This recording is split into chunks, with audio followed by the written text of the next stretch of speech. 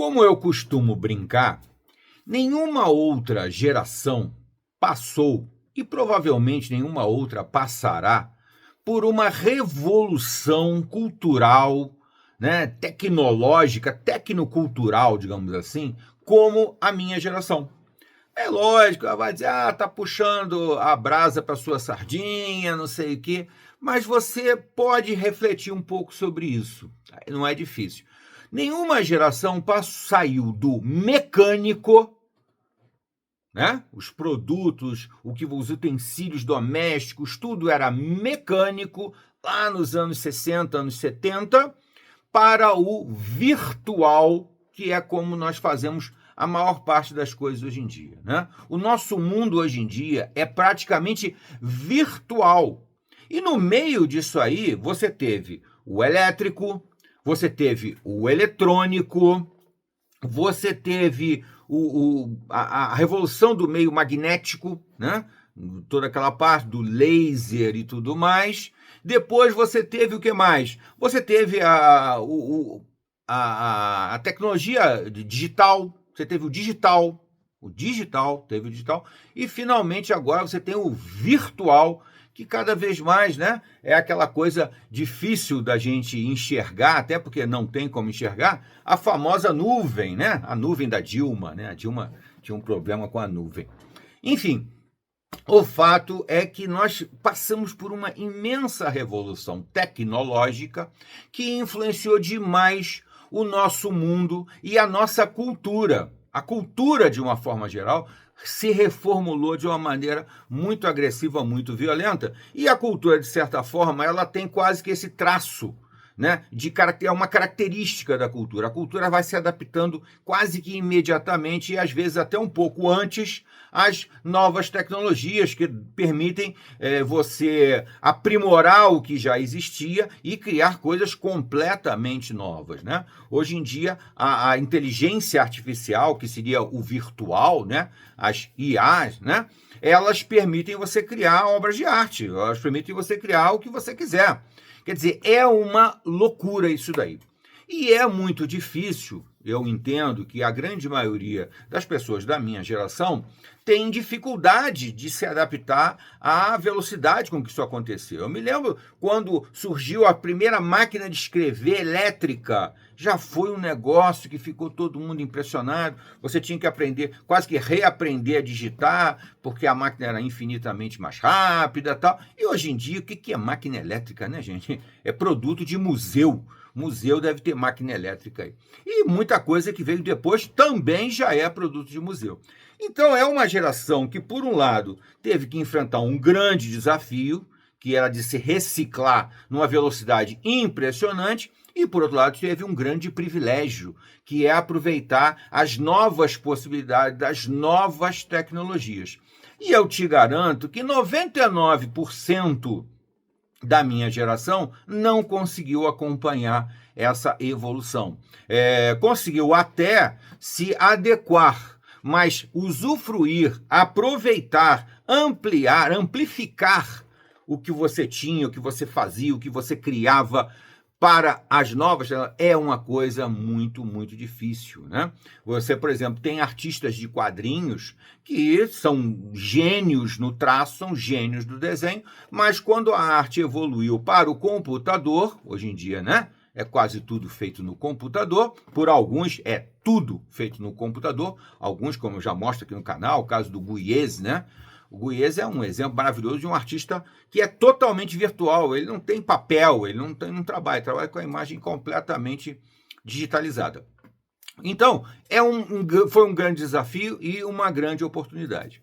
E dentro da música, eu tenho que falar de um exemplo que eu acho quase que único. Inclusive, eu já peço a vocês, nos comentários, vocês me tragam exemplos de músicos que conseguiram não só se adaptar às novas tecnologias, mas saber explorar elas melhor.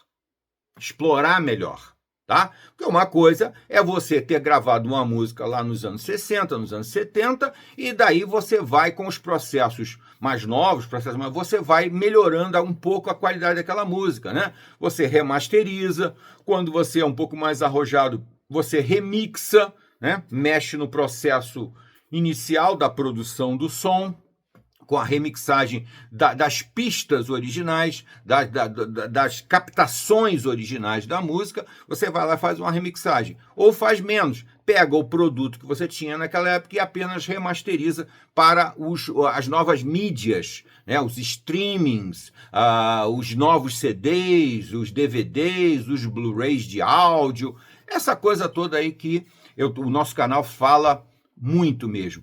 Tem muito vídeo no nosso canal falando sobre essa mudança tecnológica aí e como é que isso está sendo aproveitado pelas melhores bandas dos anos 70, tá? Mas tem um músico, gente, tem um músico que, de certa forma, eu não me canso de falar dele, porque cada vez que eu reflito um pouquinho mais sobre o trabalho dele, eu fico mais impressionado com a genialidade, como ser um músico muitos anos à frente do tempo dele.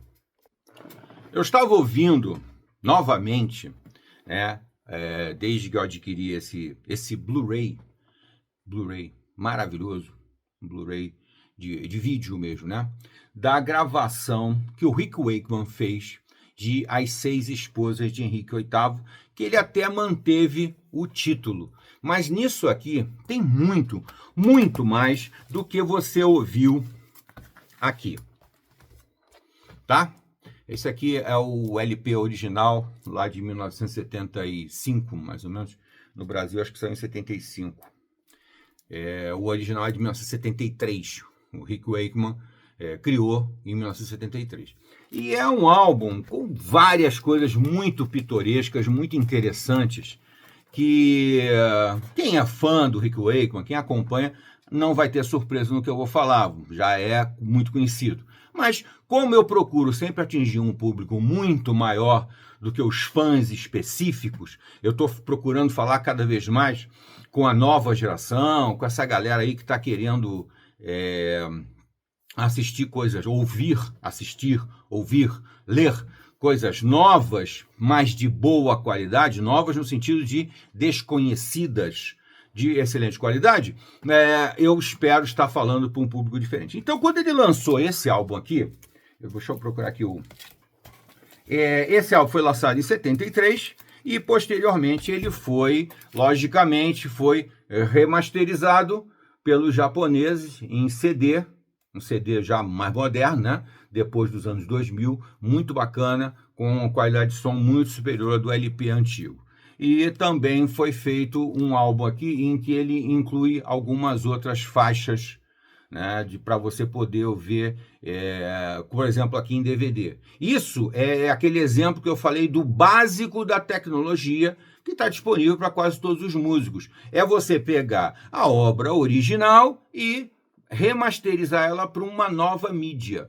No caso aqui, a nova mídia é o DVD, o CD e o DVD, né? O CD já tem uma capacidade maior de arquivo, ou seja, de qualidade de som. O DVD muito mais ainda, infinitamente mais. E aqui você pode ouvir um estéreo remix, você pode ouvir em DTS, você pode ouvir em Dolby Digital, você pode ouvir uma série de coisas. Mas até aí foi a tecnologia à disposição mais fácil do mundo, né? Os estúdios mesmo podem fazer isso, você contrata um engenheiro de som, ele vai lá e faz a remasterização, não é nada demais. E existe um outro estágio, que é a remixagem, que o Jimmy Page, por exemplo, fez com a obra do Led Zeppelin. Ele voltou para o estúdio, depois de velho, e foi lá e remixou para ficar com a qualidade de som ainda melhor. E ele era um grande engenheiro de som, né? Ele sempre foi o engenheiro de som do Led Zeppelin, por isso que o Led Zeppelin sempre soou muito maior do que ele era, por causa da mixagem do Jimmy Page. Bom, mas eu estou falando do Rick Wakeman. E aí o Rick Wakeman, quando gravou As Seis Esposas de Henrique VIII, ele já contou isso, e eu acho essa história absolutamente sensacional, que é o fato de que, na época, ele queria gravar o Henrique VIII e As Seis Esposas, né? Porque realmente, se você parar para pensar 2 minutos, você vai falar, mas por que ele não gravou o Henrique VIII? Tinha que ter uma música do Henrique VIII. Afinal de contas, ele é a figura central. Ele é o culpado das 6 esposas. Então, por que não tinha no LP As Seis Esposas de Henrique VIII o próprio Henrique VIII? E isso daí, né, todo mundo engoliu, todo mundo aceitou, até que ele explicou que durante as gravações, ele gravou as músicas, durante um período lá, ele gravou as músicas das Seis Esposas.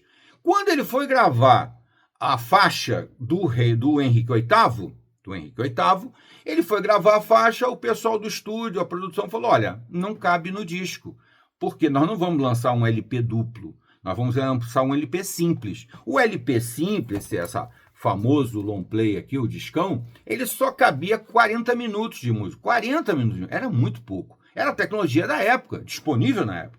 Então, eles... acabou ali, ficou pronto. Então tá pronto, o Henrique VIII ficou fora. É de uma ironia maravilhosa essa, né? E também, anterior a isso, ele queria, na verdade, gravar. O Rick Wakeman sempre teve essa coisa grandiosa, né? Ele sempre quis fazer obras grandiosas, monumentais, que excediam a música. A música já era monumental, já era extraordinária, já era estratosférica, mas ele ainda queria mais. Ele queria um grande espetáculo, um grande show. Ele sempre foi um grande showman, ele sempre gostou de aparecer, né? O Rick Wakeman é aquele cara que adora aparecer, e ele é muito comunicativo, ele fala muito, ele adora dar entrevista, ele já teve um programa, né? Já teve um programa na TV inglesa em que ele recebia outros músicos e ele gravou tudo que você pode querer imaginar. Pink Floyd, Yes, o que você quiser, ele já gravou de diversas formas. E aí, quando ele quis gravar As Seis Esposas de Henrique VIII, a ideia dele era gravar ao vivo o que ele conseguiu fazer no segundo disco. O Viagem ao Centro da Terra foi gravado ao vivo do jeito que ele tinha imaginado, ou quase. Enfim, mas ele queria gravar lá num palácio, o Royal Court, que é onde viveu, né, o Henrique VIII e as esposas e tal. Ele queria gravar lá naquele local, com coral, com orquestra, com tudo que tinha direito, que ele sempre gostou disso. Fazer arranjo para isso tudo aí. E aí, ele simplesmente não recebeu autorização, ficou no limbo. Ele mandou uma carta para a curadoria do museu tal, e ignoraram ele, porque ele era um Zé Ruela naquela época, né? 1973, ninguém nem sabia quem era aquele cara, tal de Rick Wakeman. Que porra de Rick Wakeman? Aí, muito bem. E aí vem a outra curiosidade interessantíssima sobre isso. Em 2008,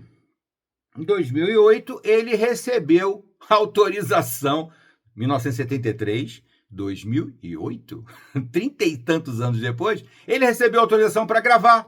Olha, pode gravar aqui As Seis Esposas de Henrique VIII. E aí ele aceitou o desafio, né, já em 2009, e gravou esse Blu-ray aqui, extraordinário, sensacional, mais ou menos, eu acredito, do jeito que ele imaginou gravar lá em 73 e não foi permitido, não foi autorizado, né, não foi autorizado. Ignoraram ele, você é um Zé Mané, não interessa. E aí ele gravou. E aí é o que eu digo para vocês, é o cara que sabe usar a tecnologia não só para aprimorar o que ele já fez, mas para ampliar, para amplificar. E foi o que ele fez aqui. Ele pegou a primeira grande obra dele, estupenda obra dele, sensacional, apaixonante, As Seis Esposas, e ampliou. Inclusive, incluiu aqui o Henrique VIII. O Henrique VIII finalmente entrou na obra em que o nome dele está na capa. O nome das esposas não está na capa, mas o dele está na capa, mas ele não tinha música. E aqui ele entrou, e entrou com algumas faixas. Naí não entrou só mais uma faixa Henrique VIII. Não é isso. Vai ter Henrique's Fanfare, vai ter Tudor Tour, e aí vem as esposas, depois o Defensor da Terra, como ele se intitulava, né? O Henrique VIII se intitulava o Defensor da Terra, e mais duas faixas que são mais ou menos assim, reprises, né? São ampliações do Tudor Tour, né?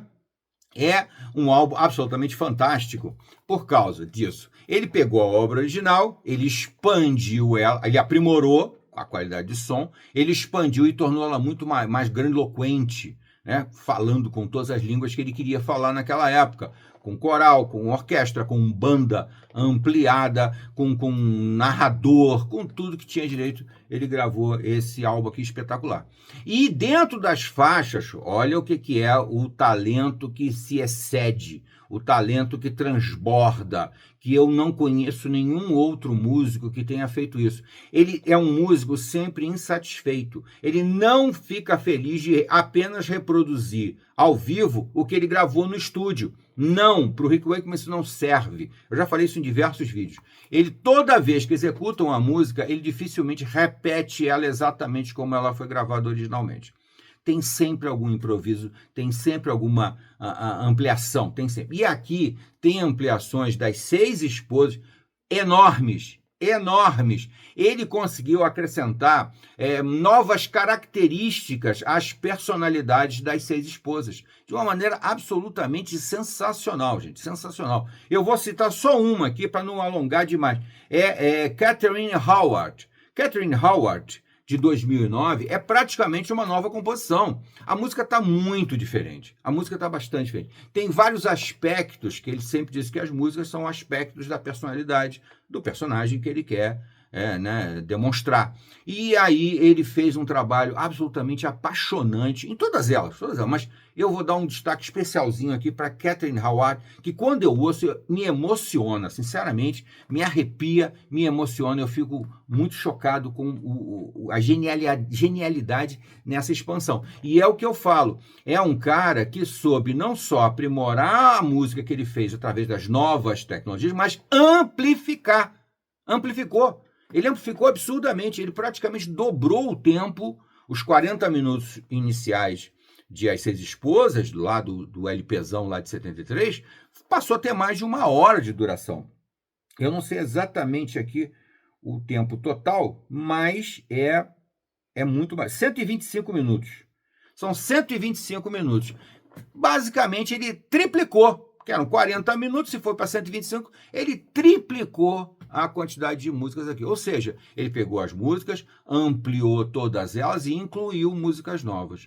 Isso é um cara que soube usar a tecnologia mais moderna em prol da música. Você sente o quê? Que lá em 73 ele estava contido, ele estava com uma imposição pelo tempo, pela produção, pelo custo, uma série de coisas impuseram a ele uma redução na criatividade dele. E a nova tecnologia permitiu a ele se libertar disso. E ele não parou por aí. Essa ideia genial de amplificar, de ampliar as obras iniciais dele, ele deu continuidade. E aí, meu amigo, surgiu... Deixa eu ver se eu acho a gata aqui. Isso aqui, Viagem ao Centro da Terra, o álbum, o LP original, 1974, o álbum original está aqui. Ele também fez a mesma coisa, ele ampliou. E o Viagem ao Centro da Terra virou isso aqui, ó. Isso aqui em LP, agora é um LP duplo, logicamente, é porque agora ele é o famoso Rick Wakeman, e logicamente porque agora o Viagem na Terra é um dos maiores clássicos do rock erudito, tá? E aqui em 2014, ele ampliou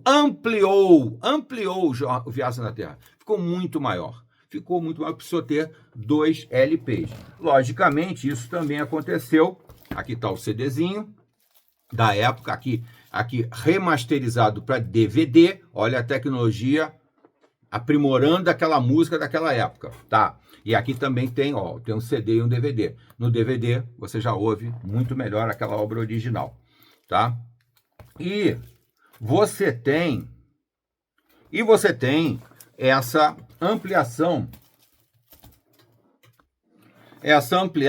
também em CD, tá? Aqui é um CD só, é uma edição Digipack com um CD só, mas 2 LPs ainda cabem em um CD, ainda mais com a tecnologia mais nova, né? E aqui a ampliação do Viagem ao Centro da Terra. Do Viagem da Terra, que são duas edições mais do mesmo álbum ampliado. Ele também aumentou o total, não sei se aqui tem o total, não tem, mas também ele praticamente triplicou os 40 minutos originais do Viagem ao Centro da Terra, lá de 1974, aproveitando o melhor da tecnologia. E para fechar essa fase inicial dele, logicamente ele fez a mesma coisa com o clássico O Rei Arthur e os Cavaleiros Mitos e Lendas do Rei Arthur e dos Cavaleiros da Távola Redonda. Ele sempre se divertia muito vendo esse álbum aqui nas listas da Billboard, naquelas revistas da época, que cotavam os discos que estavam mais bem vendidos, aquela coisa toda, mais executados e tal. E ele se divertia muito, porque a Billboard tinha que se virar para escrever lá na lista Mitos e Lendas do Rei Arthur e dos Cavaleiros da Távola Redonda. Bom, e aí, logicamente, ele fez a mesma coisa e também amplificou, né, o Mitos e Lendas do Rei Arthur e dos Cavaleiros da Távola Redonda. Aqui a edição CD, né? CD e... não, essa edição é só CD. CD e também o álbum original tinha seus 40 minutos e passou a ter mais de quase 2 horas, 120 e tantos minutos. É uma loucura, né? Você ter uma obra completa, pronta, com 40 minutos, você vai lá e mexe nela toda, né? Mexe no arquétipo até que os fãs têm daquilo ali, que são apaixonados por aquilo ali, não pode mexer, é uma obra canônica. O pessoal adora esse negócio, né? Obra canônica. Para o Rick Wakeman não existe obra canônica, não existe. Cada vez que ele executa uma música, não é cada vez que ele regrava, não. Cada vez que ele executa uma música, ele toca ela um pouco diferente, ele improvisa um pouco, ele muda algumas coisas, ele cria novas coisas, e daí, muitas vezes, isso acaba refletindo se ele fizer uma nova gravação. Eu não tenho a menor dúvida que, se ele quisesse, ele faria agora uma extensão do Viagem ao Centro da Terra. Aliás, o Viagem ao Centro da Terra é um álbum extraordinário para a gente falar, porque ele não satisfeito, isso antes dessa tecnologia toda infinita, lá nos anos 90 ainda, em 1998, ele recriou o Retorno ao Centro da Terra. Return to the Center of the Earth. Isso aqui, gente, isso aqui é uma obra completamente nova, completamente diferente que ele fez em 99. E muito mais arrojada do que o original, porque o original era uma obra do Júlio Verne, adaptada para a música, para o rock. Isso aqui não. Ele imaginou personagens voltando a fazer a viagem que aqueles personagens do Júlio Verne fizeram. Quer dizer, isso aqui é absolutamente incrível, sensacional. E é já um álbum duplo, muito grande. Já tem aí, né, são 40 minutos, aqui deve ter pelo menos uns 80 minutos de música aqui, 80 minutos de música aqui. Então, é impressionante essa insatisfação permanente, típica dos gênios em qualquer área, em qualquer estilo de arte, do Rick Wakeman. Impressionante. E ele agora já anunciou que está voltando ao estúdio para ampliar o Red Planet, o Planeta Vermelho, que ele fez, se eu não me engano, em 2020. Em 2020 ele compôs o Planeta Vermelho, que é uma obra extraordinária. Eu sei que aqueles mais radicais, os xiitas, dizem que não, só os 3 primeiros álbuns eram muito bons e tal. Eu discordo completamente, totalmente mesmo. Tem muitas outras coisas do Rick Wakeman que são tão boas quanto aqueles álbuns iniciais. Um exemplo maravilhoso disso daí é, com certeza, o No Earthly Connection. O No Earthly Connection é um álbum praticamente na sequência daqueles 3 originais. No meio tem o Listomania, se eu não me engano, tem o Listomania, que é um álbum que eu realmente não gosto. Aquele dali eu não gosto. Mas esse álbum aqui, o No Earthly Connection, é um álbum que já merecia que o Rick Wakeman voltasse a ele e ampliasse ele. Até porque é uma obra muito mais aberta a novas possibilidades, a uma ampliação. Por quê? Porque aqui ele fala dos grandes mistérios da humanidade, né? Ele fala de extraterrestres, de pirâmides e outras coisas mais, e é uma obra que cabe muita coisa. Essa aqui provavelmente é a obra dele que mais cabe, né? Porque se você revisita o Viagem na Terra, por mais que você tenha uma liberdade de criação muito grande, você ainda está razoavelmente limitado pelo livro do Júlio Verne, né? Se você revisita os mitos e lendas do Rei Arthur e dos Cavaleiros, a mesma coisa. Você tem um universo gigante, mas mesmo assim você ainda tem alguma limitação. Henrique VIII e as 6 esposas, a mesma coisa. No Earthly Connection, não. Você pode abordar, inclusive, novas questões, né, sobre esses grandes mistérios da humanidade, esses fatos inexplicáveis, né? Ele cita também, na época, se não me engano, o Triângulo das Bermudas, aquela coisa que os aviões desapareciam lá. Então tem uma centena de coisas que ele pode cada vez mais ampliar a obra dele. E é, na minha opinião, sinceramente, o único músico que eu conheço que nunca está satisfeito com o que já fez, que está sempre aprimorando. É lógico que você tem exemplos que eu posso, né, lembrar aqui na pintura. Na pintura, alguns pintores clássicos nunca terminavam a sua obra. A sua obra nunca estava terminada. Ela estava sempre ali em evolução, sempre se renovando, né? Um caso clássico que eu vou trazer um pouco mais para a modernidade é do Frank Frazetta, famoso ilustrador Frank Frazetta, um gênio que deu origem a muita coisa dos quadrinhos. O Frank Frazetta, nós temos quadros deles, que ainda existem fotos do original, e depois do produto final, porque ele parou, né? Porque ele faleceu, então ele parou de mexer naquelas obras. Mas as obras dele estavam em permanente evolução, as pinturas dele evoluíam. Um dia ele cismava, ia lá, apagava um bocado do quadro, refazia, ou então começava numa tela nova, modificava. Ele era também um sujeito completamente insatisfeito. Mas na música, e outros pintores clássicos também, então. Na música, a gente não tem isso muito documentado, né? Vamos supor, eu acredito que o Bach, o Beethoven, o Chopin, o Johann Sebastian Bach, né? Que o Bach tem uma família, né? Mas eles também fizessem isso com a música deles, tivesse sempre meio que trabalho. Mas não existe documentado, não está documentado isso, que eu conheça, não está documentado. Já o Rick Wakeman está documentado. E se você pensar em outros compositores contemporâneos ao Rick Wakeman, que hoje em dia estão na faixa dos 70 anos, eu gostaria que vocês me citassem quem é que continua revisitando a própria obra e aprimorando, amplificando, ampliando. Quem é que faz isso? Eu realmente não conheço. Tá bom, gente? Fica aqui essa dica, esse comentário extenso aqui sobre o Rick Wakeman, mais um comentando sobre o Rick Wakeman, porque é uma genialidade. Tá bom, gente? Chegou até aqui? Bota o gostei, o não gostei, faz parte da brincadeira. E até a próxima.